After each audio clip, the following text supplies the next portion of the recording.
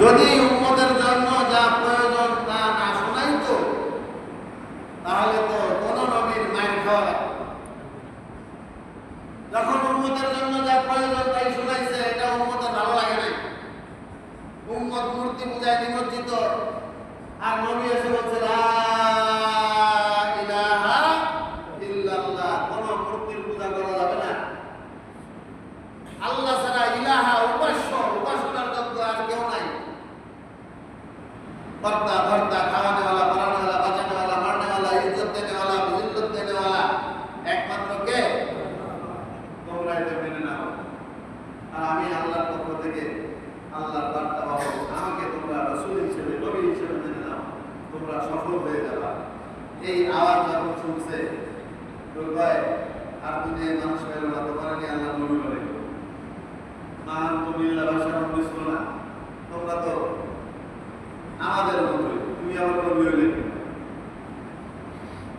তুমিও খাও আমিও খাই, তুমিও পান করো আমিও পান করি, তুমিও পেশাব পায়খানা করো আমিও পেশাব পায়খানা করি, তুমিও বাজার ঘাট করো আমিও বাজার ঘাট করি, তুমি বিবাহ শাদী করো আমিও বিবাহ শাদী করি, তোমারও সমাজ আছে আমারও সমাজ আছে, তোমারও পরিবার আছে আমারও পরিবার আছে, তুমি আবার এত মানুষ বলি করতে আসো, আমরা যেরকম খাই তুমিও সেরকম।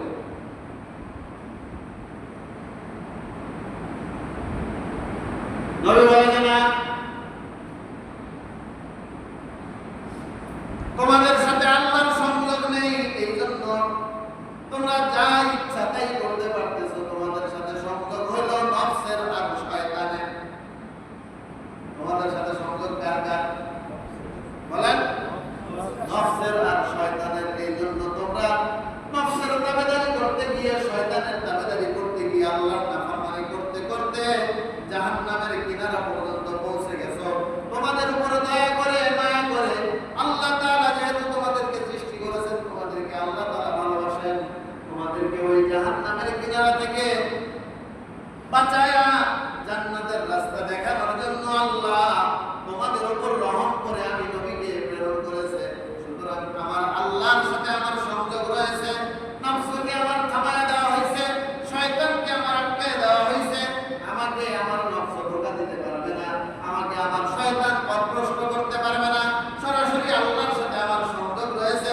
জিবরাইল আমার কাছে আগমন করতেছে, সুতরাং আমি যেটা বলবো সেটা হবে সঠিক। আর তোমাদেরকে আমার কথা সঠিক বাত মেনে সঠিক পথে চলে কামিয়াবি এবং সফলতার সেই সিরাতুল মুস্তাকিমে তোমাদের চলতে হবে। আর নবী হইল একা, আর উম্মত হইল সবাই। বাতিলের পক্ষে মানুষ বেশি থাকে না কম থাকে বলেন?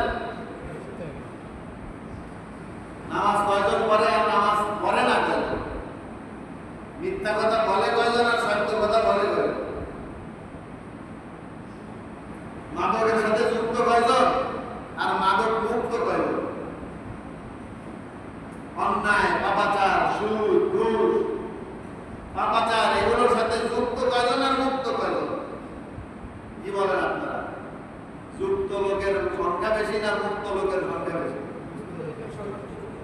পাপে যুক্ত লোকের সংখ্যা বেশি, ঠিক কিনা?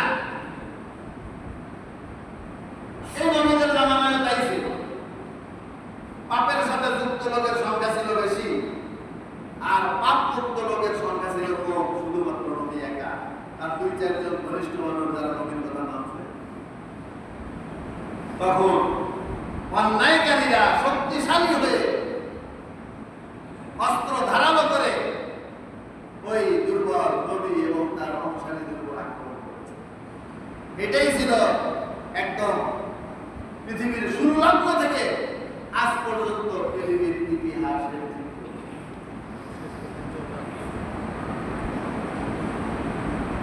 এখন আমরা কি সেই বেশি লোক যারা পাপের পথে, বেশি লোক যারা অন্যায়ের পথে, বেশি লোক যারা শয়তানের নফসের পথে, তাদের পক্ষে চলে যাব নাকি আল্লাহ আল্লাহ রাসূলের পক্ষে থাকবে? একটু বলেন তো ভাই, কার পক্ষে থাকতে হবে? আল্লাহর পক্ষে থাকতে হবে কিনা? রাসূলের পক্ষে থাকতে হবে কিনা? কোরআনের পক্ষে থাকতে হবে কিনা? সুন্নাহর পক্ষে থাকতে হবে কিনা? সত্যের পক্ষে থাকতে হবে কিনা? ইসলামের পক্ষে থাকতে হবে কিনা বলেন? এতে যদি কারো খোদা হয়, এতে যদি কারো চুলকানি বেড়ে যায়, এতে যদি কারো ভিতরে আক্রোশ বেড়ে যায়, আমার ভাই করার কিছুই নাই। যতদিন হায়াত আছে আমাকে বলতে হবে, আমাকে সত্য কথা বলতে হবে। বাঁচবো তো সিংহের মতন একদিন বাঁচবো, শ্রীগালের মতন হাজার বছর হায়াত পেয়ে কোনো লাভ নেই। আল্লাহ তাআলা আমাদের সকলের ঈমানকে মজবুত করে দিন, বলেন আমিন। ৭১ নম্বর আয়াতে আল্লাহ তাআলা বলতেছেন, আল মুমিনুনা ওয়াল মুমিনাত, যারা আল্লাহতে বিশ্বাসী পুরুষ এবং যারা আল্লাহতে বিশ্বাসী নারী, বা'দুহুম আউলিয়াউ বা'দ, পরস্পর পরস্পরের উপকারকারী অংশ। মুমিন পরস্পর পরস্পরের কি হবে? সহযোগী। ঈমানের দাবিতে যদি আমরা মাজলুম হই, কোন অত্যাচারী যদি আমাদের উপর জুলুম করে, আল্লাহর কোরআন বলতেছে, কোরআনের মধ্যে আল্লাহ বলতেছেন, যখন কোন মুমিন বান্দা ঈমানের কারণে কোন বেঈমান কাফের ফাসিক মুরতাদ নাস্তিকের জুলুম আর আক্রোশের শিকার হয়, তখন ওই ঈমানদারের পক্ষে আর একজন ঈমানদার যদি থাকে, সে একজন হইলেও তার পক্ষে সেটা দাঁড়াবে। ঠিক কি ঠিক না বলেন? আল মুমিনুনা ওয়াল মুমিনাতু বা'দুহুম আউলিয়াউ বা'দ। আওয়ামী দুঃশাসনের ১৬টা বছর আমরা অতিক্রম করেছি। ঈমানের পক্ষে অবিচল থাকার কারণে বিভিন্ন বিপদ আপদ, বালা মুসিবত, জুলুম, নির্যাতন আমাদের উপর এসেছে। আলহামদুলিল্লাহ, কিছু কিছু ঈমানদার বান্দা আপনাদের মতন যারা মর্দে মুজাহিদ পাশে দাঁড়িয়েছিলেন, সংখ্যায় কম হোক, সীসা ঢালা প্রাচীরের মতন আমরা দিনের ঝান্ডাকে এই বাগেরহাটের জমিনে আমরা উঁচু করে রাখার চেষ্টা করেছি। আল্লাহ সাহায্য করেছেন, যার কারণে আমাদের সাথে বাতিল পেরে ওঠে নাই, বরং বাতিল লেজ গুটিয়ে পালাতে বাধ্য হয়েছে। ঠিক কিনা? আল্লাহ তাআলা বলেছেন, ইয়ামুরুনা বিল মারুফ, তারা অন্যায় কাজের বাধা প্রদান করে এবং সৎ কাজের নির্দেশনা দেয়। ওয়া ইয়ানহাউনা আনিল মুনকার, এবং অসৎ কাজকে বাধা দেয়। ওয়া ইউকিমুনাস সালাহ, নামাজকে কায়েম করে। কি কায়েম করে বলেন? নামাজ কায়েম করে। ওয়া ইউতুনাস যাকাত, যাকাত আদায় করে। ওয়া ইউতিউনাল্লাহ ওয়া রাসূলাহ, আল্লাহ এবং তার রাসূলের আনুগত্য করে। উলাইকা সায়ারহামুহুল্লাহ, যারা সৎ কাজের আদেশ করবে, অসৎ কাজের নিষেধ করবে, আল্লাহর বিধান নামাজকে কায়েম করবে, যাকাতকে আদায় করবে, আল্লাহকে মানবে, রাসূলকে মানবে, এই কাজগুলো যারা করবে, উলাইকা সায়ারহামুহুল্লাহ, এদের উপর আল্লাহ তাআলা দয়া অনুগ্রহ দান করবেন। এদের উপর আল্লাহ তাআলা কি করবেন? দয়া এবং অনুগ্রহ দান করবেন। ইন্নাল্লাহা আজিজুন হাকীম, নিশ্চয়ই আল্লাহ তাআলা মহা পরাক্রমশালী এবং জবরদস্ত হিকমতময়। ওয়াদাল্লাহুল মুমিনিনা ওয়াল মুমিনাত, যারা বিপদে আপদে, বালা মুসিবতে, প্রতিকূল পরিবেশ, প্রতিকূল পরিস্থিতিতে ঈমানের উপর অবিচল থেকে ঈমানকে রক্ষা করে চলবে। আল্লাহ তাআলা বলতেছেন, আমি এই সকল মুমিন নারী আর মুমিন পুরুষদের জন্য ওয়াদা করতেছি জান্নাতিন, তাদেরকে আমি অবশ্যই জান্নাত প্রদান করব। সুবহানাল্লাহ। কি প্রদান করবেন? আল্লাহ জান্নাত প্রদান করবেন। কেমন জান্নাত? তাজরি মিন তাহতিহাল আনহার, যে জান্নাতের নিচ দিয়ে নহর সমূহ প্রবাহিত। যে জান্নাতের নিচে কি থাকবে? নদী থাকবে, নহর থাকবে। নদী পৃথিবীর যেখানেই যান না কেন নদী একটা মজার বিষয়, নদী একটা আনন্দের বিষয়, নদী একটা বিনোদনের বিষয়। পানির স্পর্শ সবাই আমরা নিতে চাই। প্রতিদিন আমরা গোসল করি, 5 বেলা ওযু করি, ঠিক ঠিক বলেন, হাত মুখ ধুই, পানি খাই। পানি ছাড়া আমাদের জীবন অচল। এই জন্য পানির অপর নাম কি? জীবন। এই জন্য দেখেন না মানুষ কত টাকা খরচা করে সেই কক্সবাজারে গিয়ে বিনোদন করে আসে, কুয়া কাটায় যায়, ঠিক ঠিক বলেন। অনেকে চলে যায় সেই সিঙ্গাপুর নদীর পারে, শ্রীলঙ্কায় চলে যায়, চায়নায় চলে যায়। পৃথিবীর অনেকগুলো দেশ উপকূলীয় এলাকা, সেই উপকূলীয় এলাকাগুলোর ভিতরে পর্যটন কেন্দ্র থাকে। সেই পর্যটন কেন্দ্রগুলোতে মানুষ একটু আনন্দের জন্য, একটু চিত্ত বিনোদনের জন্য লক্ষ লক্ষ টাকা খরচ করে যাচ্ছে, ঠিক না? আরে বাবা, দুনিয়াতে তো শুধু ঘোলা পানির নদী। কি পানির নদী বলেন? কোথাও ঘোলা পানি আর কোথাও লবণ পানি। দুনিয়াতে যত নদী আর সমুদ্র সৈকত আছে, এই পানির বৈশিষ্ট্য কি বলেন? কোথাও কি পানি? ঘোলা পানি, আর কোথাও লবণ পানি। পদ্মার পাড়ে যান, কি পানি? ঘোলা পানি। আর কক্সবাজারে যান, লবণ পানি। খাওয়া যায়? পানি কিরকম? অপেক্ষাকৃত পরিষ্কার। তাই বলে জমজম পানি তো আর না, কি বলে? বর্ষাকালে সব নদীর পানি ঘোলা, আর শীতকালে কোনো কোনো নদীর পানি একটু কি হয়? পরিষ্কার পরিচ্ছন্ন। আর সমুদ্রের পানি সারা জীবন লবণাক্ত। সমুদ্র উপকূলীয় নদীর পানিও লবণাক্ত। যা খাওয়া যায় না, যা পান করা যায় না, কোনোভাবে শুধু গোসল করা যায়, তাও ওই গোসলের পানির পরে আবার ভালো পানিতে গোসল করা যায়। আর জান্নাতের নদীর খবর শুনবেন নি? জান্নাতে নদী আছে 4 প্রকার। কয় প্রকার নদী বলেন? কয় প্রকার নদী? পানির নদী, দুধের নদী, শরাবের নদী, মধুর নদী। জান্নাতের নদী কত প্রকার বলেন? 4 প্রকার। কি কি? পানির নদী, দুধের নদী, মধুর নদী, শরাবান তহুরান। দেখি আমি বানায় বানায় বলতেছি, কোরআনের কথা। মাসালুল জান্নাতিল্লাতী ওয়াইদাল মুত্তাকুন।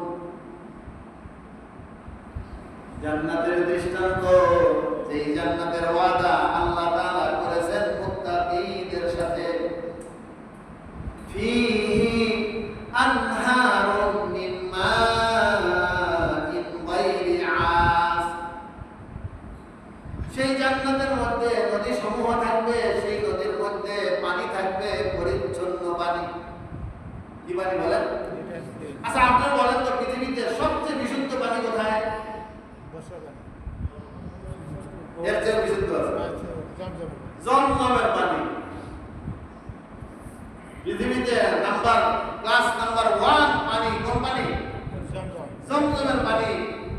সায়েন্স ল্যাবরেটরিতে বহুবার পরীক্ষা করে তারা এই সিদ্ধান্তে পৌঁছেছে, জমজমের পানির উপরে কোয়ালিফাইড কোন পানি পৃথিবীর কোন জায়গায় নেই। কারণ কি জানেন?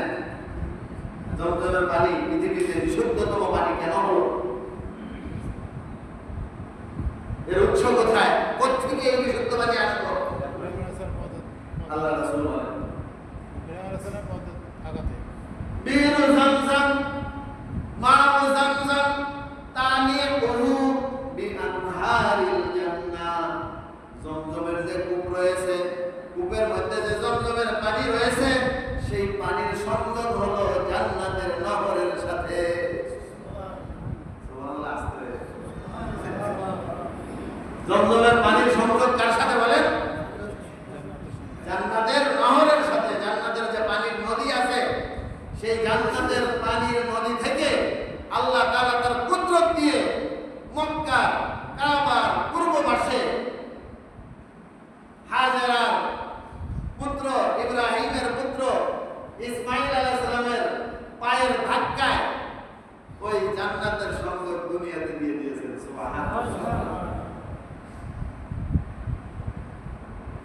এই জন্য দুনিয়ার বসে যদি আপনি জান্নাতের পানি পান করতে চান, তাহলে জমজমের এক ফোঁটা পানি আপনারা আলহামদুলিল্লাহ আল্লাহ তাআলা আমাদেরকে সেই সৌভাগ্য দান করেছেন।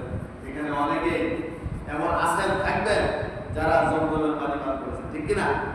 যারা জমজমের পানি পান করেছেন তারা দুনিয়াতে বসে জান্নাতের পানি পান করেছেন। আল্লাহর কাছে প্রার্থনা করেন, আর জমজমের পানি পান করার পরে যদি দোয়া করে, সেই দোয়া আল্লাহ তাআলা কবুল করে। এবং আল্লাহ রাসূল সাহাবায়ে কেরাম জমজমের পানি পান করার পরে দোয়া করতেন, আল্লাহুম্মা কফিনি, বলেন, বিহালালিকা আন হারামিকা ওয়া আগনিনি বিফাদলিকা আম্মান সিওয়াকা। হে আল্লাহ, আমার জীবনকে হালাল দিয়ে সজ্জিত করেন, হারাম থেকে মুক্ত করেন, আপনার অনুগ্রহ আমার জন্য অবধারিত করেন, মানুষের কাছে আমাকে ছোট বানায়। আপনি ছাড়া আর যা আছে কারো কাছে আমাকে ছোট বানায়, আপনার অনুগ্রহ যেন আমার জীবনের সকল সফলতার জন্য যথেষ্ট হবে।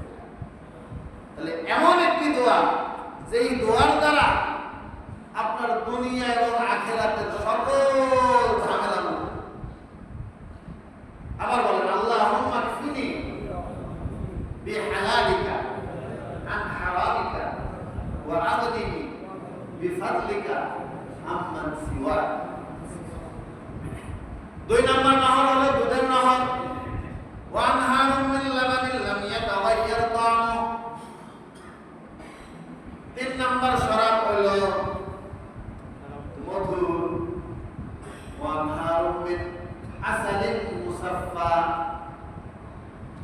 4 নম্বর শরাব হলো নহর হলো শরাবান তাহুরান, তাহুরান নহর, পবিত্র শরাব, পবিত্র। ওয়া আনহারুম মিন খামরিন লাযযাতিল লিশ-শারিবিন। সেই জান্নাতে আমরা সকলেই প্রত্যাশী, ঠিক কিনা? আল্লাহ তাআলা আপনাকে, আমাকে, আমাদের সকলকে সেই 4 প্রকারের নহরওয়ালা জান্নাত দান করুন, বলেন আমিন। আল্লাহুম্মা আমিনা জান্নাতাল ফিরদাউস, রব্বানা হাব লানা জান্নাতাল ফিরদাউস খালিদিনা ফিহা। সেই জান্নাতে চিরদিন অবস্থা করবে, মাসাকিনা তাইয়্যিবা, সেখানে পবিত্র ঘরগুলো থাকবে, ফি জান্নাতি আদান ওয়া রিদওয়ানুম মিনাল্লাহ, আল্লাহর পক্ষ থেকে রিজামন্দি আসবে, ওয়া রিদওয়ানুম মিনাল্লাহি আকবার, যালিকা হুয়াল ফাওজুল আযীম। এটা হবে চূড়ান্ত সফলতা, বিরাট সফলতা। আল্লাহ তাআলা আমাদেরকে সেই সফলতা দান করুন, বলেন আমিন। আগামী শুক্রবার আমরা পেয়ে যাব আশুরার আগে, যেহেতু শনিবারে আশুরা, শনিবারে কি আশুরা। আশুরার আমল হলো 2টা বা 3টা রোজা। শবে বরাতের রোজা একটা, শবে বরাতের রোজা কয়টা? একটা। আর মহানবমের আশুরার রোজা হলো কয়টা?